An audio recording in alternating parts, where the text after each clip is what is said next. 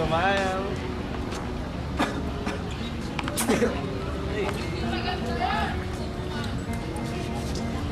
Hello po. Hi. Nandito po tayo ngayon sa Paco, Manila Cemetery, kung saan unang inilibing si Jose Rizal ng siya na-execute.